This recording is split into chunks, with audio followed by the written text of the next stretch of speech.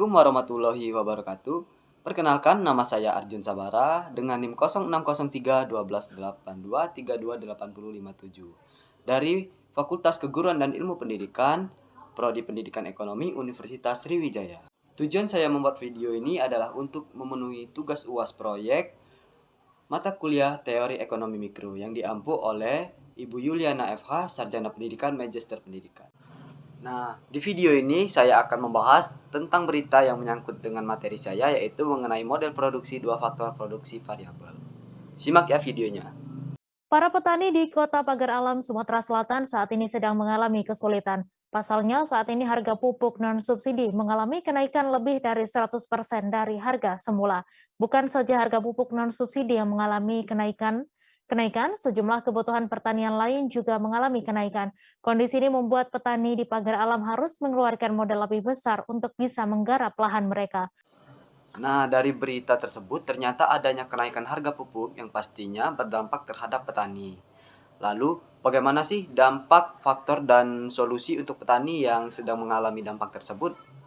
Dari analisis video tersebut, dampak kenaikan harga pupuk memiliki dampak yang sangat luas dan kompleks, terutama bagi sektor pertanian. Nah, beberapa yang utama perlu diperhatikan adalah yang pertama, peningkatan biaya produksi. Nah, kenaikan harga pupuk secara langsung ini meningkatkan biaya produksi petani. Hal ini dapat mengurangi keuntungan petani dan bahkan mengancam kelangsungan usahanya.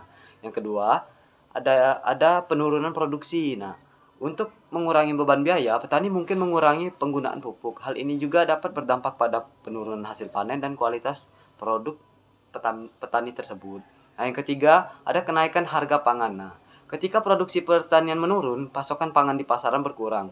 Nah, hal ini dapat mendorong kenaikan harga pangan yang pada akhirnya membebani konsumen, yaitu harga pangan tersebut naik.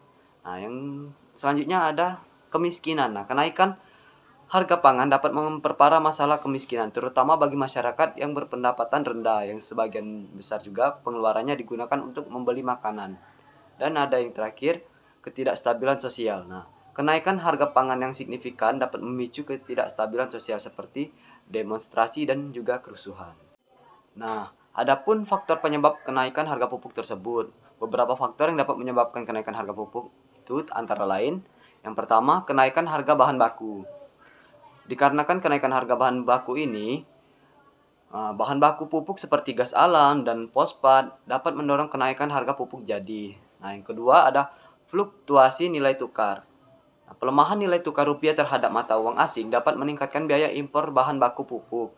Nah, sehingga mendorong kenaikan harga pupuk tersebut, teman-teman. Nah, selanjutnya kebijakan pemerintah. Nah, kebijakan pemerintah ini terkait subsidi pupuk, tarif impor, dan regulasi lainnya dapat mempengaruhi harga pupuk juga, teman-teman.